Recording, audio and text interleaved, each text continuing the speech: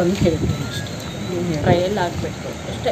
ಈಗ ಬೇರೆ ಮೇಲೆ ಅವ್ರೇನು ಇದು ಮಾಡಿದ್ದಾರೆ ಅದಕ್ಕೆ ಇಲ್ಲ ನ್ಯಾಯ ಅಷ್ಟೇ. ಮಗನಿಗೆ ಆತ್ಮಕ್ಕೆ ಶಾಂತಿ ಸಿಗ್ತದೆ ಅಷ್ಟೊಂದು ಸಂತೋಷ ಪಡ್ಬೋದು. ಏನು ಅದು ಕಾನೂನು ಬಿಟ್ಟು ವಿಚಾರ ಅಲ್ವಾ, ನಾವು ಹೆಂಗೆ ಹೇಳಕ್ಕೆ ನೋಡುತ್ತದೋ ಅವ್ರಿಗೆ ಬಿಟ್ಟಿರೋದು ಕಾನೂನು. ಅದು ಕೋರ್ಟಿಗೆ ಅನ್ವಯಿಸುತ್ತೆ, ನನಗೆ ಗೊತ್ತಿಲ್ಲ. ಕಾನೂನು ಏನು ತೀರ್ಮಾನ ತಗೊಳುತ್ತೋ ಅದು ಕಾನೂನಿಗೆ ಯಾರು ಚೆಕ್ ಮಾಡಿದಾರೋ ಅವ್ರಿಗೆ ಶಿಕ್ಷೆ ಆಗಬೇಕು ಅಷ್ಟೇ. ನಾವು ಕೇಳ್ತಾರೆ ಏನು ನಮಗೆ ಕೋರ್ಟ್ ಮೇಲೆ ನಮಗೆ ಕಾನೂನು ಮೇಲೆ ನಂಬಿಕೆ ಇದೆ.